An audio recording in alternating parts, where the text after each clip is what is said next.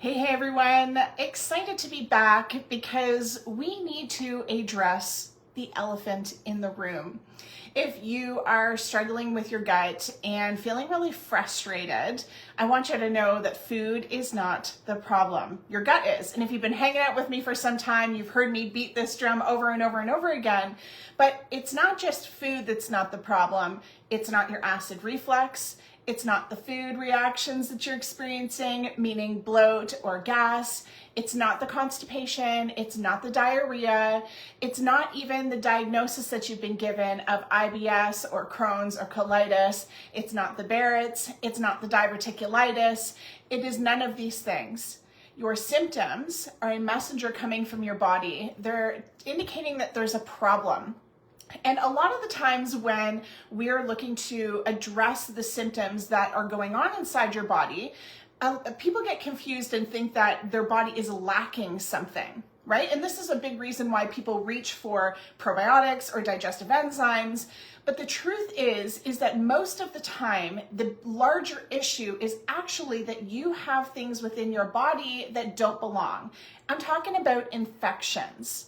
And that is the elephant in the room. And so if you are new here and you're just coming into our world, I want to welcome you. I'm Alyssa Lebrecq. I'm a functional diagnostic nutrition practitioner, and I help people who are struggling with their gut be able to fix their gut with root cause functional medicine and without having to follow restrictive diets.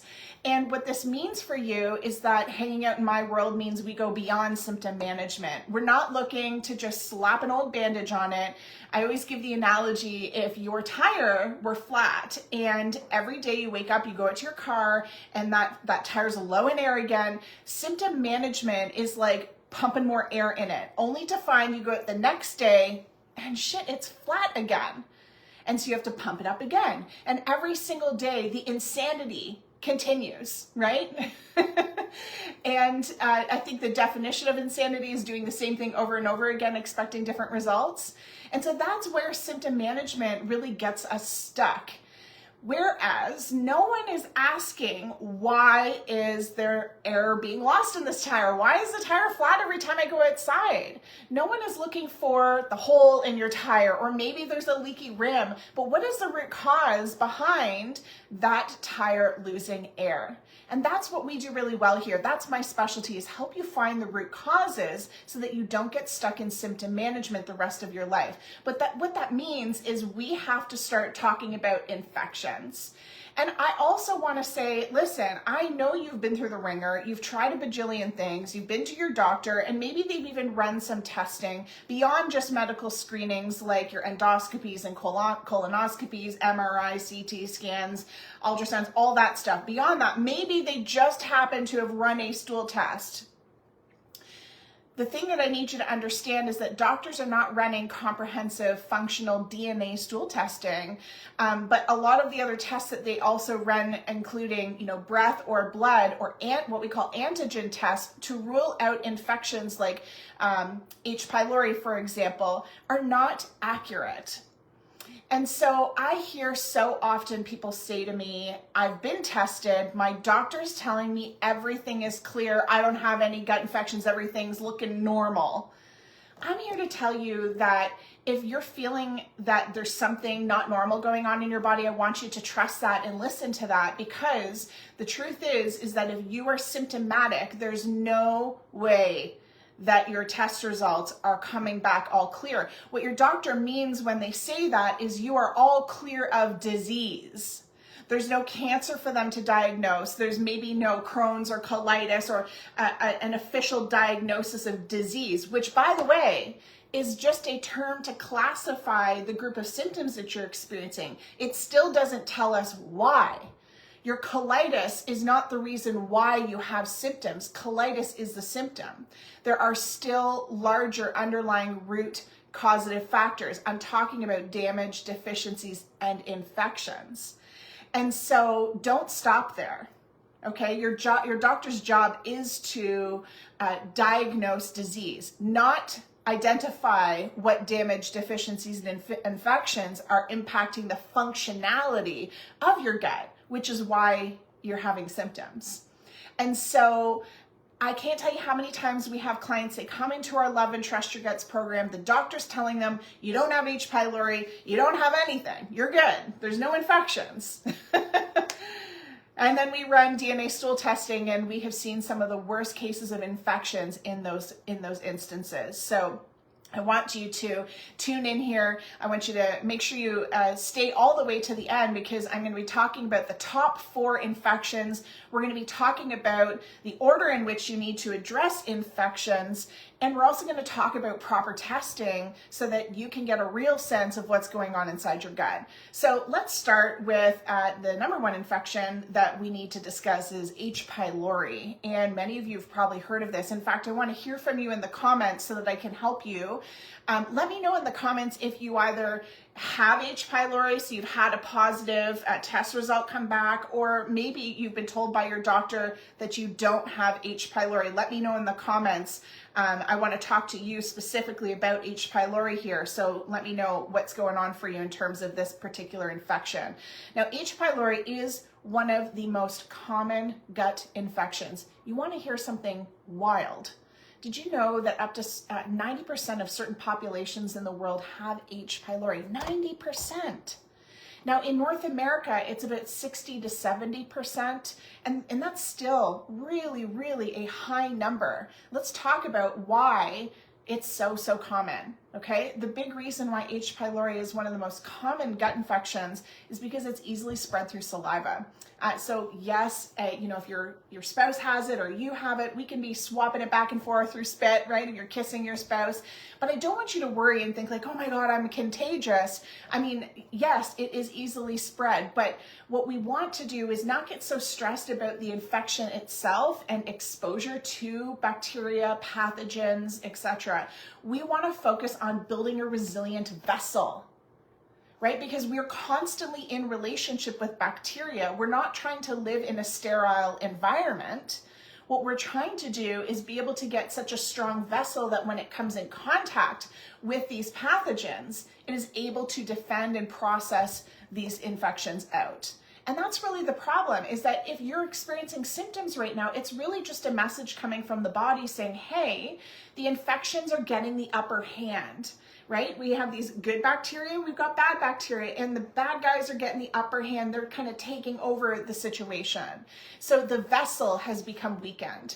So I don't want you to stress so much about exposure, but we do have to understand where these things come from. So, you know, saliva, sharing forks and spoons and, you know, drinks and things like that, right? But here's what H. pylori does. It's actually a corkscrew bacterium. So it burrows itself into the gut lining. And this is a big reason why we start to see some real gnarly symptoms come from H. pylori, because it can cause ulcerations in the gut. So if you have an ulcer, you need to be looking into H. pylori. Okay. But the other thing is it can really cause abdominal pains. So if you're someone who is getting a lot of abdominal pain, stomach pain, again, you need to be looking into H. pylori. But it also wears out this mucus layer that is there to protect our gut lining, right? And so we get this, you know, raw, inflamed intestinal lining, and this is where we get a whole host of other symptoms.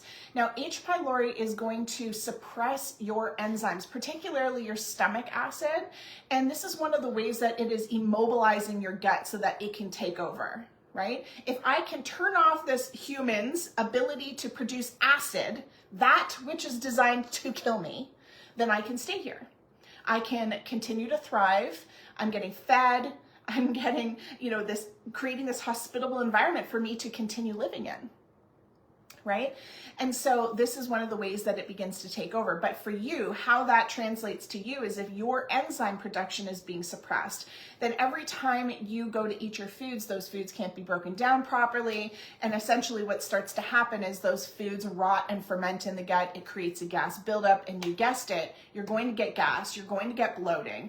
And this is where we also start to see bowels become impacted. So either constipation or diarrhea will occur, and the spectrum that you end on really depends on the rest of what's going on in your gut, right? What other infections, what other damage and deficiencies, and where the state of your nervous system is at will depend on whether you end up with constipation or diarrhea. But we start to see motility issues develop. We start to see things like leaky gut develop. And for you, you feel like a miserable bag of poop, right? So H. pylori is so common, and in fact, it's so rare that we actually see a test result come back negative. But it is just one gut infection. It's a common one that loves to set in when there's been stressful times in our lives that really weaken our overall, I guess I'm going to call it defense system, like the bouncers at the door. And it loves to set in when, shit's hitting the fan in our life, right? For me, that H. pylori infection took over when it was the day of our wedding, our home flooded, we lost everything. We didn't get to go home. We moved into a hotel room for 6 weeks, bought our first house, moved in, and that stressful period is when my H. pylori infection set in and took over. And so that's something to keep in mind, is the state of stress in your life. Okay. So H. pylori, again, really big one that we need to be talking about. Now, the next one that I want to talk to you about is Candida. And I would say this is a fairly popular one. People love to think that they have Candida, not because they want it or anything, but it's because it's one of those gut infections that the online world loves to talk about. And it's not as trendy as it used to be, but again, really common symptom. Now, I always say, you might have Candida, but we have to understand why it might be there. And we call Candida mold's dirty little cousin. And so one of the reasons why it became so popular, I'm going to say especially about 10 years ago, it was like all the rage, right, to have Candida. And that is because it was so prevalent, right? It became really popular because it was so prevalent, but most importantly, because all of the protocols and things people were trying weren't really working. So everyone was really struggling with Candida, and everyone's heard of the classic Candida diet, where you just cut out all sugars out of your life and you never look at a carb again and you don't eat fruit, and it's just like this really restrictive lifestyle. But, it helped while you're on this symptom management protocol, only to find as soon as you return to a normal, sustainable life, all your symptoms come rushing back. And that's again because we can't just kill infections. We have to understand the reason why they came in the first place. What is attracting them into this environment? What about this environment is hospitable for these infections to really come and take over?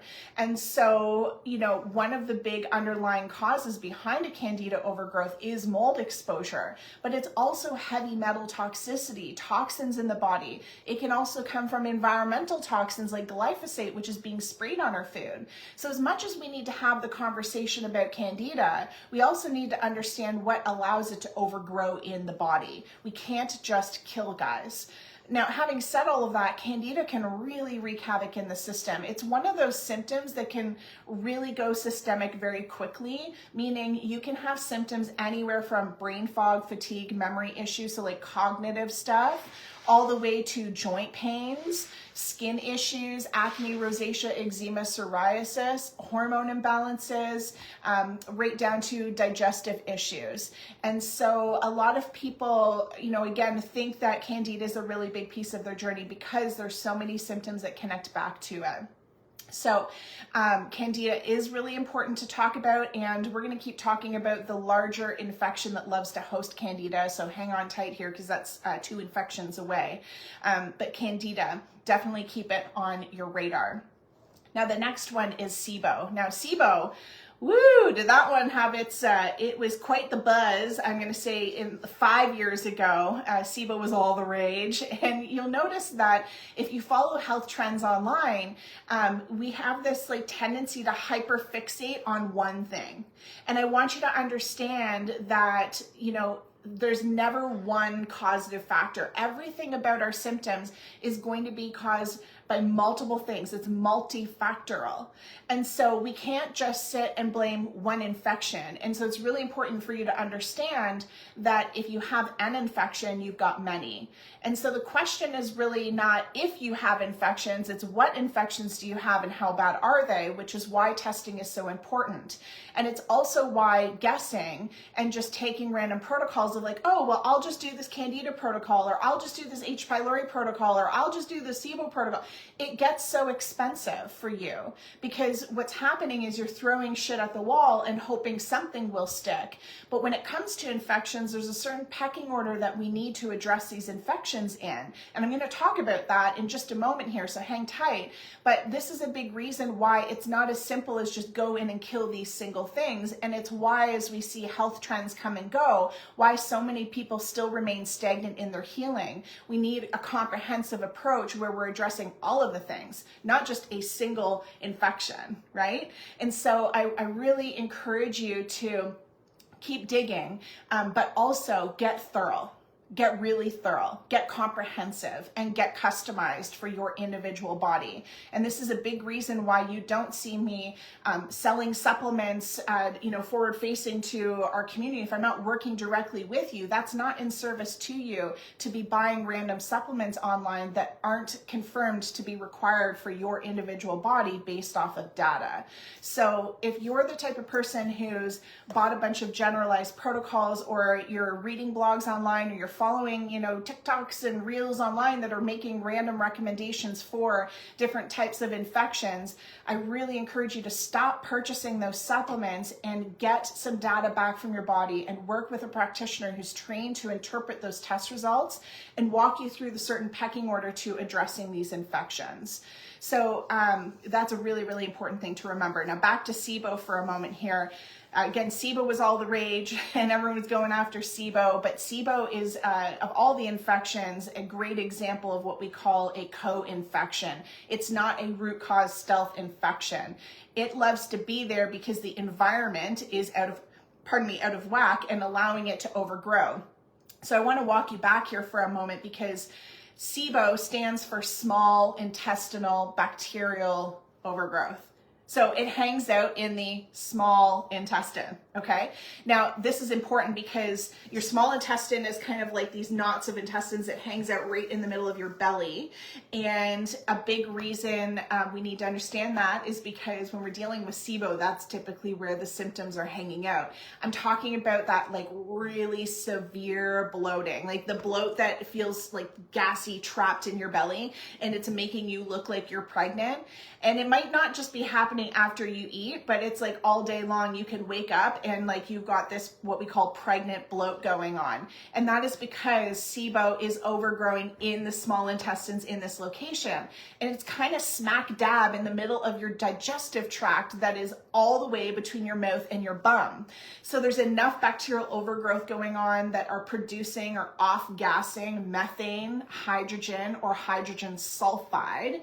And these gases, because they're being developed and produced by these bacteria in the small intestine, it's really difficult for the digestive tract to move out the infection, one, and two, the gas that's being produced by these infections. So in other words, the gas has either got to come up or it's got to go down and out that back end. So in some cases, we'll see people say, I'm belching a lot, which is another really common symptom of H. pylori, by the way.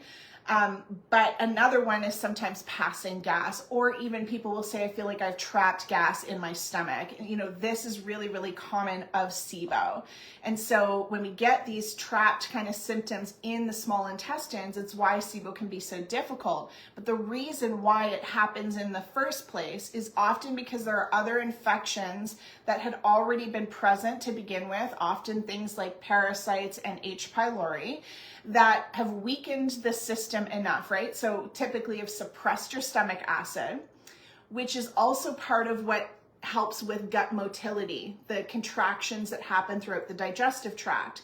So if motility is compromised, we call this the migrating motor complex, is compromised, this is one of the root causes behind SIBO starting to overgrow, because bacteria, instead of being pushed through the intestines and processed out, they get stuck in the small intestine and they start to overgrow and they start to fight each other, and it's like World War I in your gut. Does that make sense? You know what I'm talking about, that feeling of like World War I inside your gut? I know you've experienced it because I've had it and I know exactly what it feels like, and that's what it feels like. World War I happening in your gut, right? And so, yeah, SIBO is a symptom to larger infections and other damage and deficiencies that have developed within the gut. So it's typically a later stage infection that sets in. It's not very often that it's the primary infection that comes in first. And I want to address this. You know, we used to do SIBO testing, and it got to the point where I actually said, let's not even waste our time or money, right? Because if you have SIBO, okay, then what? It still doesn't tell us what the larger infection was. It still doesn't tell us what other damage and deficiencies are present. So we're better off to actually do other functional DNA stool testing that's much more comprehensive to rule out the other damage, deficiencies, infections. Whether you've got SIBO or not is kind of irrelevant, because if we correct all the other things, then SIBO will actually go away. Now, there might be some actual symptom management that can help you alongside this while you're addressing the root causes, things to support your motility, to help keep your bowel movements regulated, to help you better digest foods in the interim. But I think SIBO testing is a waste of money at this point. And so that's a big reason why we don't bother doing it. And I wanted to share that with you because I do sometimes see people in our group getting frustrated that their doctor won't test for SIBO. I would say save your energy, pick your battles. That's not the battle we want to fight. We need to get you more comprehensive testing anyways. Okay, now, Anne here I'm seeing in the comments is saying yes to nasty SIBO. Love your information. Yeah, Anne, like it's gnarly. It's so uncomfortable. And you know, SIBO, actually it's interesting because I was going to say SIBO is one of those infections that I have heard over the years, people saying like it's so hard to get rid of. And yet I've heard this of each infection as it's become popularized over the years. And right now everyone's in all this like buzz around parasites, which we're going to talk about in just one moment here. But again, you'll see the trends of what, you know, is buzzing online come and go. We're all about, it's not one, it's all, right? And I think, again, back to the reason why so many people get frustrated when they're trying to get rid of their SIBO or their H.pylori or their Candida or their parasites. I've heard this in each case, people struggling to get rid of them. It is because we have to understand the relationship between infections. Right? I always give the example, it's kind of like we think back to high school, you know, when there's like the popular kid and then there was like the best friend to the popular kid that did all the dirty work for the popular kid, right? And then there was like the group of people that just followed around the popular kids. And then there were the people that looked at the group of popular kids and like, man, I wish I could be part of the party, right? That's how infections work inside our gut. They always hang out together. There's more than one. And, you know, in terms of assessing who hangs out with who, that's a really important, because there's no one test that is perfect. There's no one test that's going to rule out every single infection, because we have infections in all different parts of our body. They can live in all different parts of our body, not just in the bowels. And so, you know, sometimes we're assessing infections that are happening in the liver. Sometimes we are addressing infections and pathogens in our clients' noses, mouths, ears, vaginally, rectally. And so there's a lot of places to test them that we just don't have robust enough testing for. And so that's why when we're assessing labs, you need a practitioner who understands the relationship between infections and the symptomatology behind it. Because when we assess things as a whole and we see what does show up positive on your test results, then we can start filling in the gaps of what may still be hiding but is showing negative on your test results. Okay, so really, really important, guys. I really want you to understand that a negative test result, doesn't necessarily mean you don't have it. And this is why we need comprehensive testing to get the full picture. All right, last but not least, we got to talk about parasites, because as I've been talking about over the last decade of working in this industry, I've seen the trends come and go. I've seen what bacteria and infections become popularized. And right now, everyone is having a parasite party, right? Everyone and their brother is talking about parasites. But just like we saw with, H. pylori and Candida and SIBOs, everyone is solely talking about parasites. And it doesn't work like that. The body doesn't work like that, right? Everything is in connection and relationship with multiple things. So it's never just the parasites or just the SIBO. So what do we need to know about parasites? Well, parasites will rock your world, and they're incredibly common. In fact, kind of the online joke amongst practitioners is that how do we know if you have a parasite? Is we do the pulse test. Do you have a pulse? Then you probably have a parasite, right? The truth is that we, again, all have infections going on inside our gut. The problem is when they become overgrown, right? Or maybe I should reword that. We all have pathogens, bacteria that are in our body. And the problems become when they turn into an infection, mean they've become overgrown, right? And so we're constantly in contact with parasites. We come in contact with them when we are, my nails are full of dirt right now because I've been in my garden, right? I was planting more potatoes last night. So my hands are in the soil. I'm in contact with parasites, okay? And other pathogens and bacteria. So we're constantly in contact. If you walk barefoot outside, if you've ever swam in a lake or an ocean, you got a little bit of that water in your mouth, right? If you drink tap water, if you're drinking water that's just not filtered well enough, if you eat sushi, if you've ever eaten meat that wasn't cooked well enough or vegetables that weren't washed well enough. In fact, there's a lot that is outside of our control. If you've been pricked by a mosquito. Man, is it mosquito season here right now. We're going through a massive heat wave. We've got heat warnings this week, and the mosquito is so humid out, and the mosquitoes are like loving every second of it. Out of our control, right? There's a lot that we get exposed to that's out of our control. And so again, we're not trying to avoid exposure, but this is how common it is to come in contact with parasites. The problem is we don't have a strong enough vessel to fight them off, right? If the body has become weakened, then they can come in and take over and further create more symptoms, okay?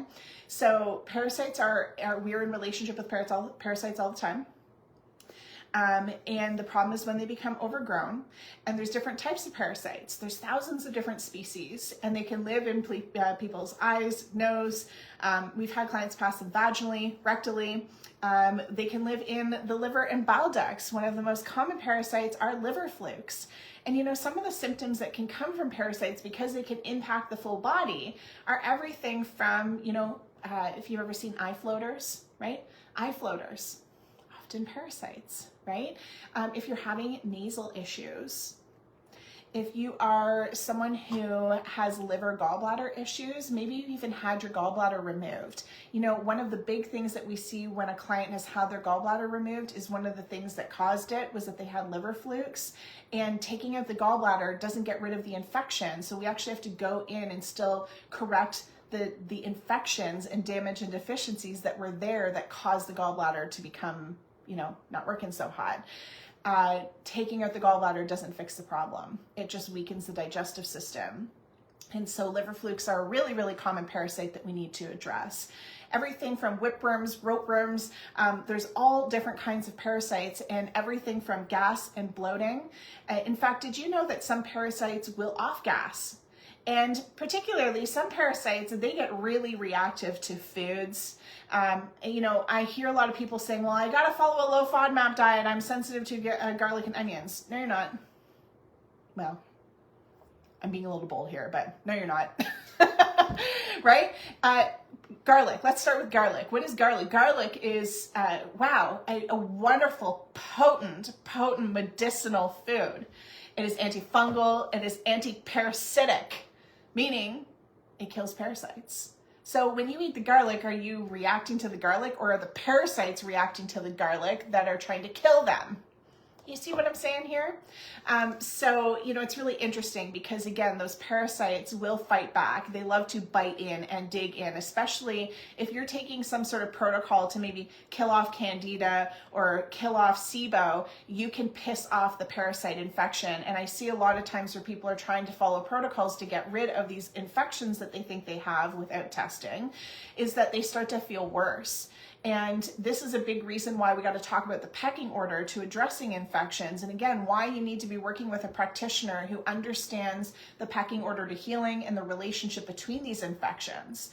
So when we're dealing with any of these, whether you have, let's say you've had confirmed that you've got Candida or H. pylori, let's say, that means that you actually need to start with parasites. And remember, I was saying these guys are like, teenagers. Parasites are the popular kid. H. pylori, besties to the parasite, right? If they're throwing a party, H. pylori is decorating for the parasites, okay? So whenever we see certain infections like H. pylori or Candida come up, parasites almost always show up negative on a test result because they're so excellent at hiding. And again, they don't just live in the intestines in your stool. But whenever we see these other infections pop up, we always have to start with parasites. We always have to start with parasites. And this is one of the big concerns with what, again, we're seeing online right now of everyone raging over parasites.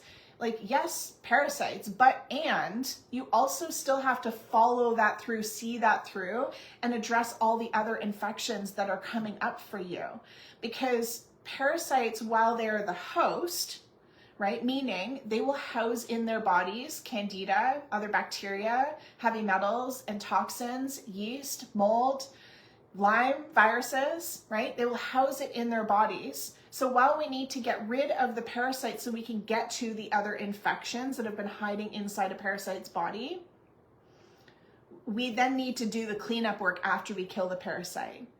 Right? Oftentimes when we do parasite work, we can feel worse initially because as they kill or die off, we're then releasing all the other metals, molds, yeast, toxins, bacteria that have been housed in these parasites' bodies, and it kicks up a storm.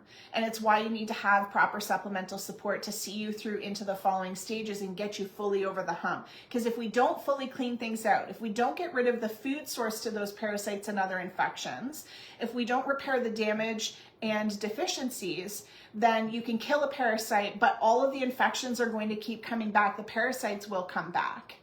And so it's a bit of a process in getting through each of these infections, and then again, making sure we hit them in the proper order. But I want you to know that everything from your digestive issues, that gas and bloating, the abdominal pain, the acid reflux, that Barrett's esophagus that you've been diagnosed with, that GERD, that Crohn's, that colitis, that diverticulitis, all of these things, yes, go back to in part infections.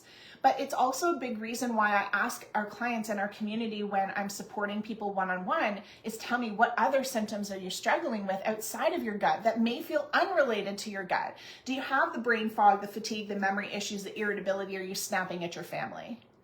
Right? But also, do you have the skin stuff going on? Like, is there acne, rosacea, eczema, psoriasis happening? Do you have joint pains happening? What else is going on for you in your world? Maybe in your kidneys or your liver or some other organ that feels unrelated to the gut? Because all of these things do tie back. Everything in your body is interconnected. And it's why we need way more data than what the doctors are providing us to rule out disease. Great, important. But oftentimes when you go to test for infections, a doctor, again, is running antigen tests, which aren't super effective or accurate. But the other thing is they're testing for single infections. Do you have H. pylori? Right? I'll have people say, oh, my doctor ran an H. pylori test. I'm like, well, what about all the other infections? Like, what about all the other damage and deficiencies that there might be going on? Now, they don't have that robust testing because, again, they're not trained and their job isn't in functional or functionality of the body. Their job is to diagnose disease and manage symptoms with drugs. So they're providing you with what's in their toolbox, right? But this is why we test our clients for over 56 different types of infections. Very different than a single bacteria that we're testing with your doctor. 56 different types of infections, and we're running DNA stools. So we're actually searching for the DNA of that infection. Now, an antigen test is looking to see, did your immune system react as if the infection were present? but we're relying on your immune system being strong enough to have reacted, which is why antigen tests aren't as accurate. Look for the DNA. So we run for DNA, we look for the specific DNA of the infection, and we quantify it. We're able to see the specific amount, not just positive or negative, yep, you got it, no, you don't. We need to know how bad is it? How overgrown is this infection? Right? And then we also then get into what other damage and deficiencies are present. Do you have leaky gut? Where's your immune system at? Is there blood in your stool? How are your drainage pathways? Where's your liver at? Right? Where are your digestive enzymes? Are you producing enough digestive enzymes? Are you breaking down your fats properly? Do you have any undigested fat in your stool? That's a really important marker for those that have gallbladder issues or have had their gallbladders removed. Before you go start choking down bottles of bile acids, test this marker. Okay, so there's a lot more that we need to be looking at. And then the last thing is we need to look at your good bacteria. It's not just about the bad guys. And what I see most often is that people are taking probiotics when they don't need to be, and it's part of what's actually contributing to their symptoms. So we need to get really dialed in, okay? We need to get really dialed in.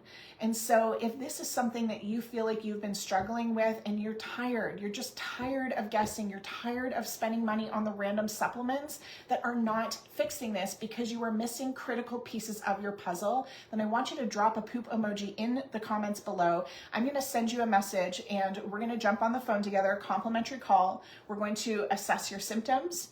We're going to look at what's been missing. So are you stuck in symptom management? What types of supplements have you tried? What testing have you done? We're going to then put a plan in place to fill in those missing gaps. Okay, we'll make sure that if one makes sense for us to even work together, and two, then how we can best support you. So if you're done and you want to start exploring other options, with no pressure, just having a conversation to see what else is available for you because you're so frustrated that what you've been trying hasn't been working, then again, drop a poop emoji in the comments below and I will reach out to you and we'll go from there. But please, for the love of God, guys, stop tolerating your symptoms. You know, I was chatting with someone who is in our Facebook group the other day, and she said, Alyssa, I'm just so frustrated. I need to book a call with you, and I'm so done with my symptoms, but I'm so scared, and I don't know where to go, and I don't know who to trust. And I said, I get it. I totally understand. But you've been hanging out with me, this individual, for 4 years in our community, and your symptoms have continued to get worse because you're stuck in inaction. And I just want you to know that it doesn't have to be me. I'm most committed to getting you to the right person, place, or thing that can support you. But whatever you do, don't let your lack of clarity put you into inaction. If all we do is we get you properly tested and we get you the massive clarity that you don't have right now that tells you what specific problems, where are the problems, what damage, deficiencies, and infections are causing your symptoms, if that's the main thing that we accomplish, and then you go away understanding why and what's going on inside your body, then that will be mission accomplished. That is, you're already in a better spot than where you are right now, because at least you will have had the clarity, and then when you're ready, you will know what you need to do to fix this. But don't tolerate this for another moment. Don't let the things that you've tried in the past that didn't work make you come up with this story that it's not possible for you, or that your symptoms will always come back, or you're waiting for the other shoe to drop. Your brain is already deciding that you're going to fail before you even get started. And if that's the case, you might as well leave this Facebook group and leave all the other groups that you're in and not bother consuming information, because if you've already decided it's not going to work, it will not work for you. And so don't do that. Don't do that. If you need to borrow my belief, but do not give up. Okay, in 6 months from now, you will either have 6 more months of excuses or 6 more months of progress. And I really want you to take an honest look at where you're at and how long you have been suffering with these symptoms, and start putting the support in place that you need, because you deserve better. You deserve better. All right, so I can't wait to hear from you. Again, if you're looking for support and you've had it and you're serious, okay? Because I'm not here to convince people. I'm not here to drag people into healing. You've got to want this. Then I want you to drop a poop emoji in the comments below, and I'll reach out and we will get you the support that I know you're ready for. All right, guys, I hope this was helpful. We'll chat soon.